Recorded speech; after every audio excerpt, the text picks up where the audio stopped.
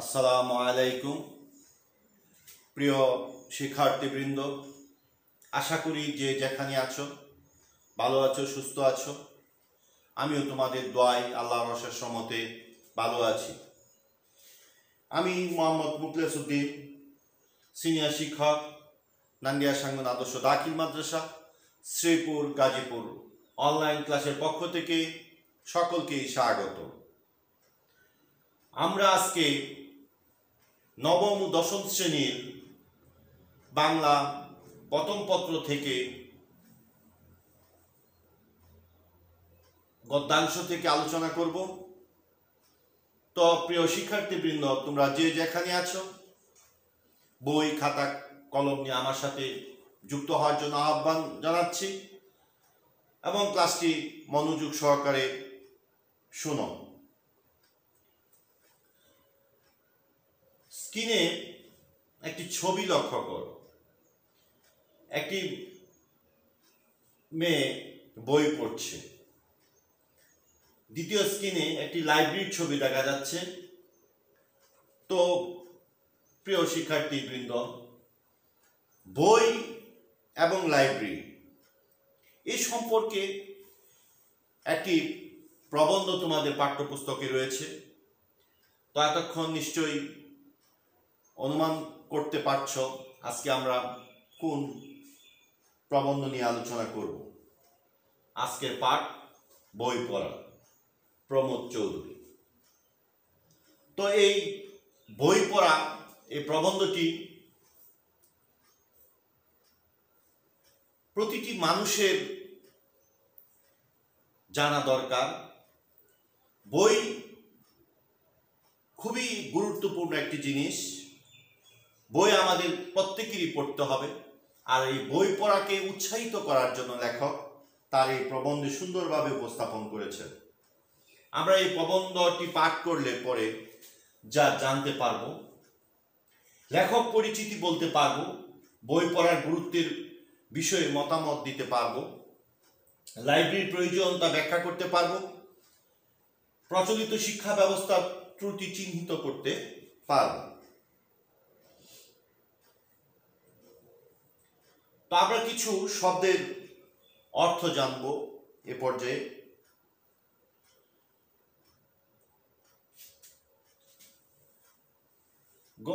গতাশু মৃত,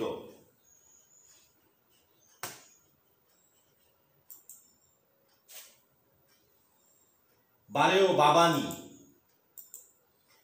রিক্ত বা শূন্য, অবগাহন সর্বাঙ্গ ডুবিয়ে গুছল, কারদানি বাহাদুরি, গলৎকরণ গেলানো। তো আমরা প্রবন্ধটি বিশ্লেষণ করার পূর্বে লেখক প্রমোদ চৌধুরী সম্পর্কে কিছু তথ্য জানব। লেখক প্রমোদ চৌধুরী 1868 খ্রিস্টাব্দের 7ই আগস্ট যশোরে জন্মগ্রহণ করেন। তার পৈতৃক নিবাস ছিল পাবনা জেলায় হরিপুর গ্রামে। তিনি 1890 সালে কলকাতা বিশ্ববিদ্যালয় থেকে ইংরেজি সাহিত্যে প্রথম শ্রেণীতে এমএ ডিগ্রি লাভ করেন। তার উল্লেখযোগ্য কাব্যগ্রন্থের মধ্যে বীরবলের হালখাতা, রায়তের কথা, চার ইয়ারি কথা, আহুতি, প্রবন্ধ সংগ্রহ, নীল লোহিত ইত্যাদি। প্রমোদ চৌধুরী 1946 সালের 2 সেপ্টেম্বর কলকাতায় মৃত্যুবরণ করেন। তো আমরা এখন স্টেপ বাই স্টেপ প্রমোদ চৌধুরীর প্রবন্ধটি বোঝার চেষ্টা করব এবং স্টেপ বাই স্টেপ প্রবন্ধটি বিশ্লেষণ করার চেষ্টা করব। তোমরা মনোযোগ সহকারে শোনো এবং দেখো। লেখক এইভাবে নিয়ে এসেছেন প্রথমেই যে বই পড়ার শখটা মানুষের সর্বশ্রেষ্ঠ শখ হলেও আমি কাউকে শখ হিসাবে বই পড়তে পরামর্শ দিতে চাইনি। প্রথমত সে পরামর্শ কেউ গ্রাহ্য করবে না, কেননা আমরা জাত হিসাবে শৌখিন নই।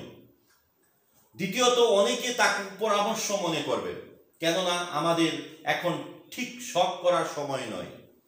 আমাদের এই রোগ সুখ দুঃখ দারিদ্র্যের দেশে সুন্দর জীবন ধারণ করায় যখন হয়েছে প্রধান সমস্যা, তখন সেই জীবনেই সুন্দর করা মহৎ করার প্রস্তাব অনেকেই কাছে নিরর্থক এবং নির্মম ঠেকবে।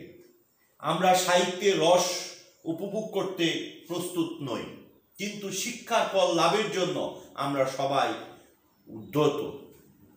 আমাদের বিশ্বাস শিক্ষা আমাদের গায়ের জ্বালা ও চোখের জল দুই দূর করবে, এই আশা সম্ভবত দুরাশা। লেখক এখানে বলতেছে যে বই পড়া একটি শখ মানুষের থাকার কথা, কিন্তু আমি এখানে শখ হিসাবে বলতে পারছি না, কারণ কেউ আমার এই পরামর্শটা শখ, এই বই পড়াটার যে একটি ভালো কাজ, একটি শখ মানুষের, এটা কেউ এই পরামর্শটা কেউ নিবে না। কারণ মানুষ দুঃখ কষ্টের মধ্যে মনে করতেছে সে ডুবে আছে, তার অনেক কষ্ট, তার বিভিন্ন রকমের সমস্যা রয়েছে, দারিদ্র্যের তার মধ্যে সে বসবাস করতেছে।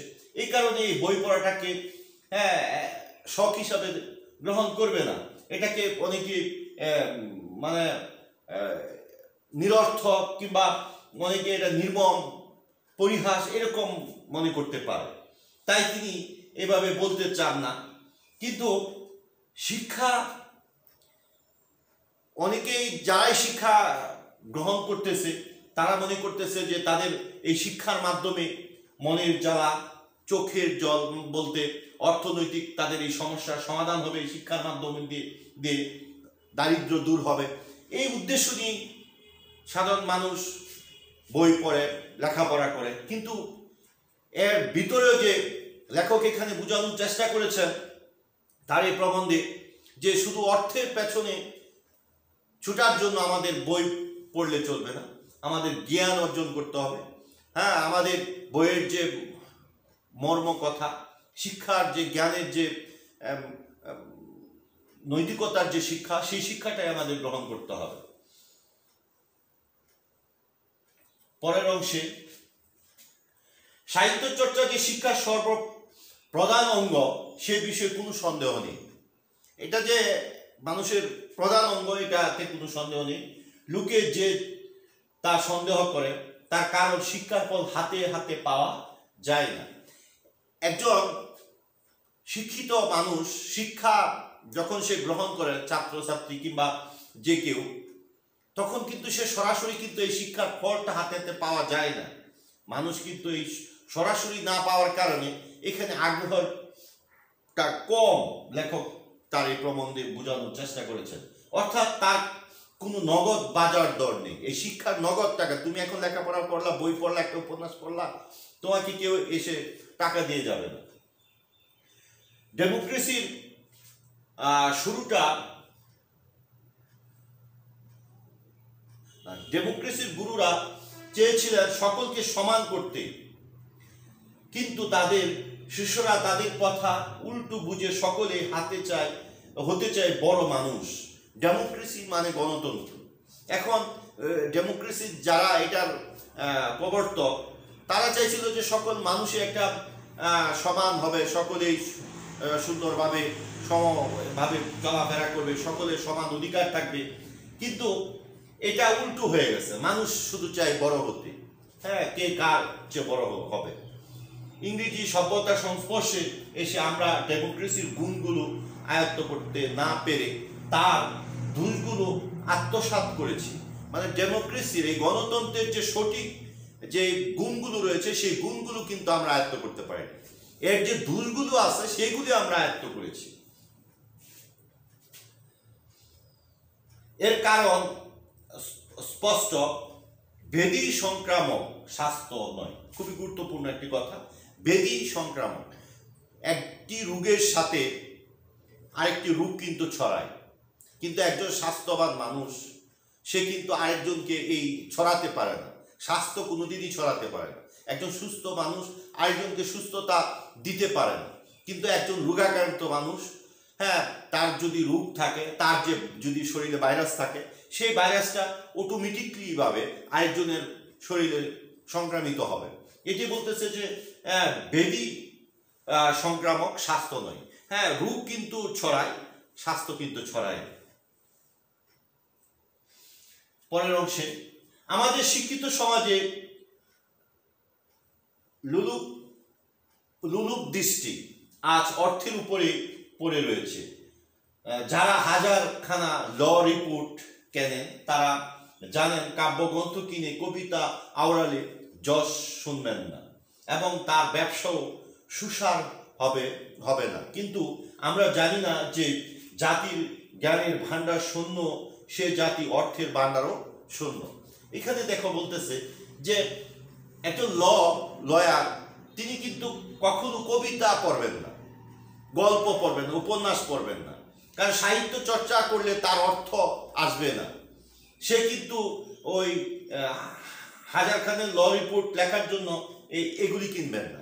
তিনি চেষ্টা করবেন তার আইন ব্যবসা যেদিক দিয়ে ভালো হবে, আইন ব্যবসা সুসার মানে সুনাম চারদিকে ছড়বে, এরকম কাজ কিন্তু তিনি চালিয়ে যাবেন। এখানে ওই সাহিত্য চর্চা দিয়ে তার অর্থের আসবে না, সে তো অর্থের পেছনে মানুষ ছুটছে। এই কারণে কিন্তু মানুষ বুঝে না যে একটা জাতির যদি সে মেধা শূন্য থাকে তাহলে তার অর্থের ভাণ্ডারও আস্তে আস্তে শূন্য দিকে চলে যায়। মানুষের মনকে সরল, সচল, সরাক ও সমৃদ্ধ করার ভার আজ সাহিত্যের উপর ন্যস্ত হয়েছে। সাহিত্যের জন্ম হয় মানুষের দর্শন, বিজ্ঞান, ধর্মনীতি, অনুরাগ, বিরাগ, আশা, নৈরাশ্য, তার অন্তরের সত্য ও স্বপ্ন, এই সকলের সমন্বয়ে। অতএব দাঁড়ালো এই যে আমাদের বই পড়তেই হবে, কেননা বই পড়া ছাড়া সাহিত্য চর্চা উপরান্তর নেই। যে জ্ঞান, বিজ্ঞান, রাগ, অনুরাগ কিংবা যা কিছু মানুষকে সমৃদ্ধ করতে হলে অবশ্যই আমাদেরকে বই পড়তে হবে, বইয়ের কোনো বিকল্প নেই। বই পড়া ছাড়া কেউ জ্ঞানী হতে পারবে না, এটা কিছুতেই সম্ভব নয়। ধর্মের চর্চা চাই কি মন্দিরের বাইরেও করা চলে, দর্শনের চর্চা গুহায়, নীতির চর্চা গড়ে এবং বিজ্ঞানের চর্চা জাদুঘরে, কিন্তু সাহিত্যের চর্চার জন্য চাই লাইব্রেরি ও চর্চা মানুষের কারখানাতেও করতে পারে না। এই যে চর্চা, এই যে সাহিত্যের চর্চা, এটা কিন্তু কারখানাতে করা সম্ভব না, চিড়িয়াখানাতেও নয়। এসব কথা যদি সত্য হয় তাহলে আমাদের মানতেই হবে যে সাহিত্যের জন্য আমাদের জাত মানুষ হবে। সেই জন্যে আমরা যত বেশি লাইব্রেরি প্রতিষ্ঠা করব দেশের তত বেশি উপকার হবে। তার বেলে ধর্মের চর্চা আমরা মন্দিরে করতে পারি, মসজিদে করতে পারি, দর্শনের চর্চা আমরা গুহায় করতে পারি, বিভিন্ন চর্চার জন্য স্থান নির্ধারণ রয়েছে। এরকম এই সাহিত্য চর্চার জন্য লাইব্রেরি রয়েছে। লাইব্রেরি ছাড়া সাহিত্য চর্চা কিছুতেই সম্ভব না। তুমি চিড়িয়াখানায় সাহিত্য চর্চা করলে তোমার মাথায় ঢুকবে না, উদাহরণস্বরূপ এরকম বলা হয়েছে। তার মানে অবশ্যই এই সাহিত্য চর্চা করতে হলে আমাদেরকে বেশি বেশি লাইব্রেরি প্রতিষ্ঠা করতে হবে।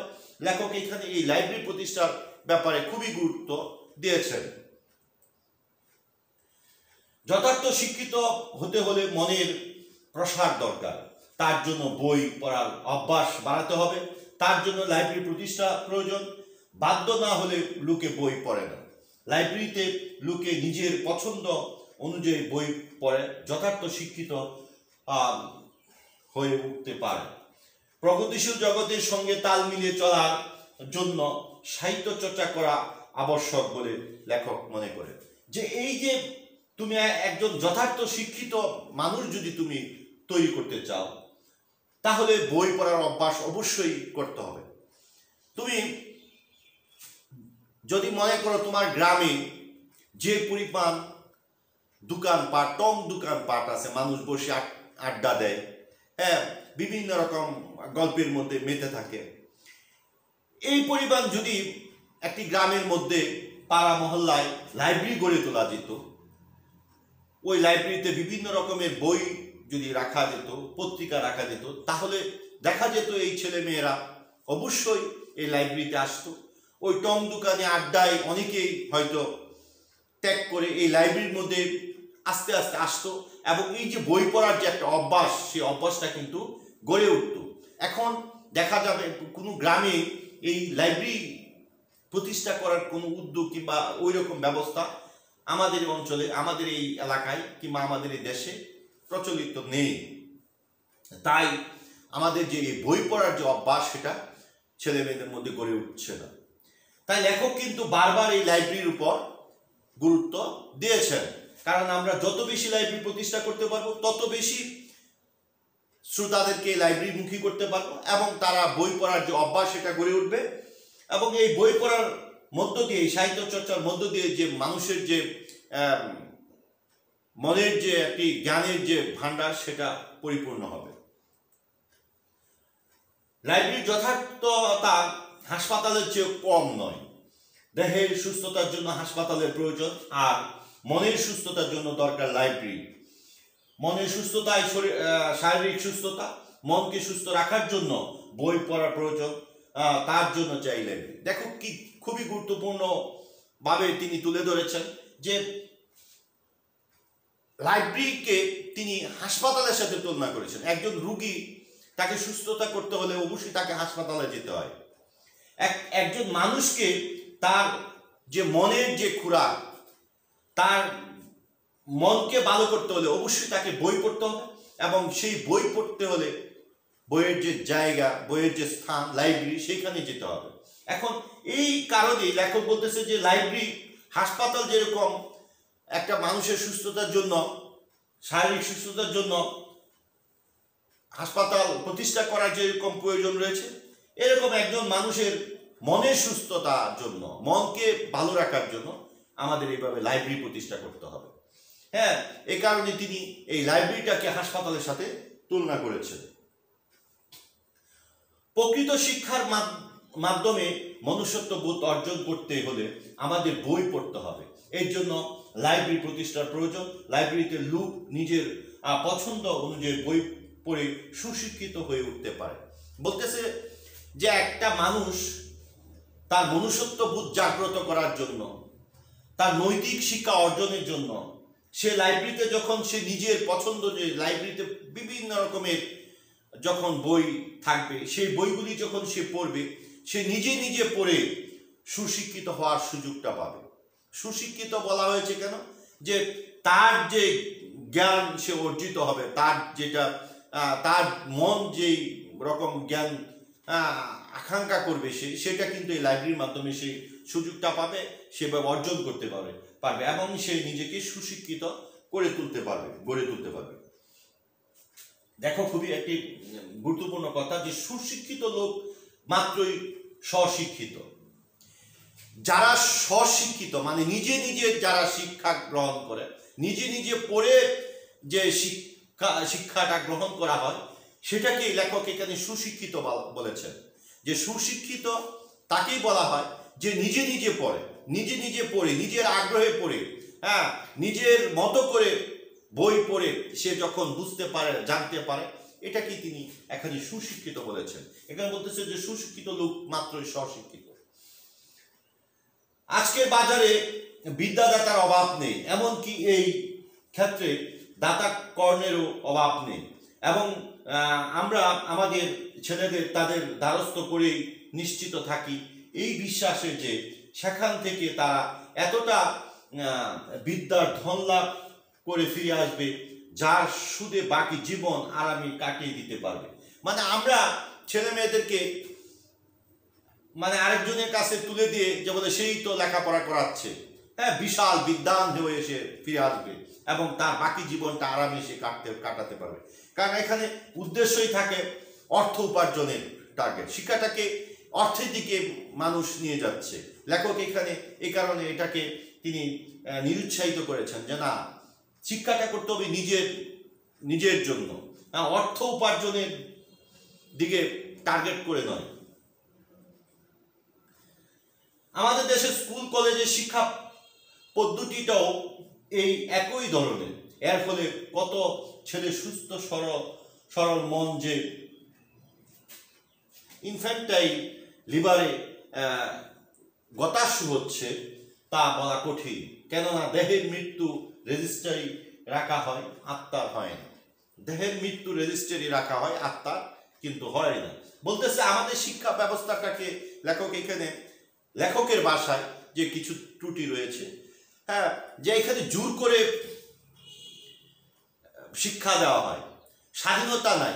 ছেলে মেয়েদের যে সে বিজ্ঞান পড়বে না মানবিক শাখায় লেখাপড়া করবে, কিংবা তার সে কি হবে না হবে, এখানে দেখা গেছে যে না, তাকে জোর করে বিজ্ঞান শাখায় দেওয়া হচ্ছে, জোর করে মানবিক শাখায় দেওয়া হচ্ছে, বলা হচ্ছে যে তুমি ডাক্তার হও, তুমি ইঞ্জিনিয়ার হও, কিন্তু তার যে স্বাধীনতা সেই স্বাধীনতা থাকে না। জোর করে বাচ্চাদেরকে যেভাবে জোর করে খাওয়ানো হয় সেরকম হচ্ছে, ফলে অতিরিক্ত খাওয়ানোর ফলে বমিও করে দিচ্ছে। হ্যাঁ, এইখানে হ্যাঁ এইভাবে এই পদ্ধতিটাকে জোর করে শিক্ষা দেওয়ার যে পদ্ধতি, এটাকে লেখক এখানে নিরুৎসাহিত করেছেন তার এই জায়গায়। আমাদের পাঠ চর্চার অনভ্যাস যে শিক্ষা ব্যবস্থা ত্রুটির জন্য ঘটছে তা সহজে লক্ষণীয়।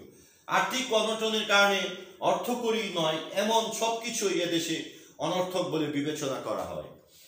সেজন্য বই পড়ার প্রতি লোকের অনীহা বিদ্যমান। শিক্ষা প্রতিষ্ঠান থেকে লব্ধ শিক্ষা পূর্ণাঙ্গ নয় বলে ব্যাপকভাবে এই বই পড়া দরকার। মানে ওই যে মানুষ অর্থের দিকেই চিন্তা ভাবনা করছে, তার সেই শিক্ষাটাকে জ্ঞান অর্জনের কে প্রাধান্য দেওয়া হচ্ছে না, এবং এই শিক্ষা প্রতিষ্ঠানগুলো এই চিন্তা চেতনার মধ্য দিয়ে অগ্রসর হচ্ছে। আর এই কারণে ব্যাপকভাবে বই পড়া দরকার। এই কারণে এইখান থেকে শুধু প্রতিষ্ঠানের উপর নির্ভর না থেকে স্বশিক্ষিত হতে হবে, নিজে নিজেই বই পড়ার প্রতি আগ্রহ বাড়াতে হবে।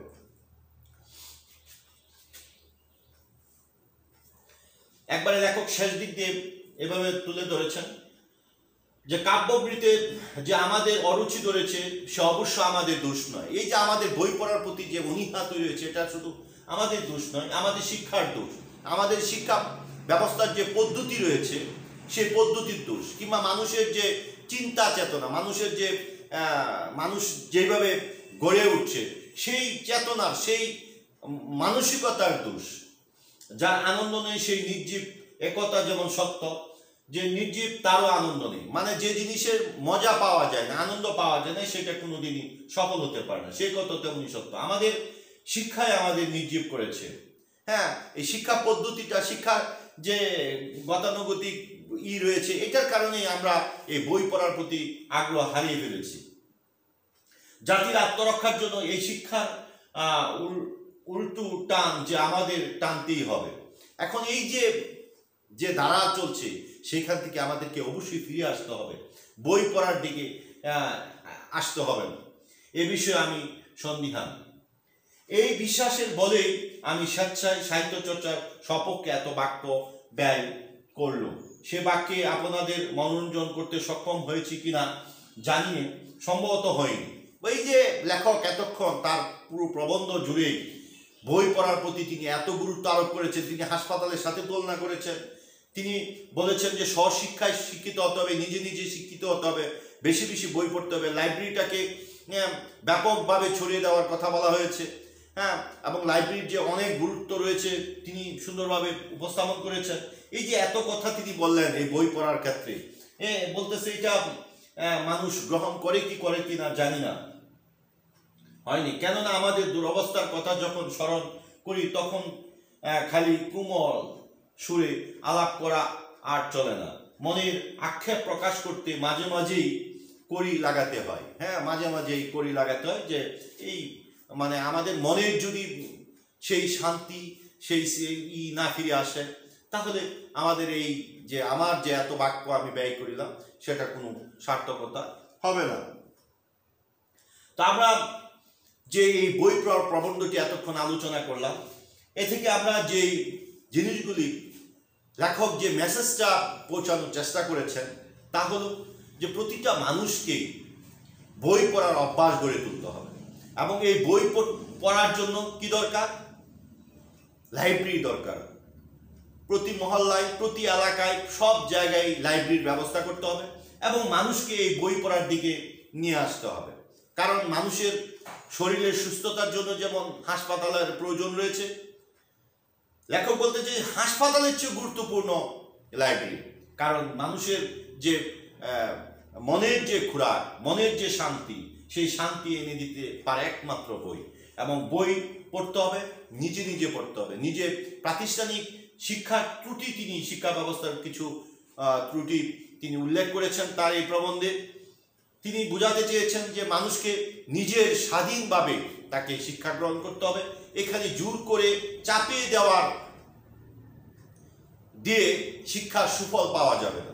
একজন ছেলে মেয়ে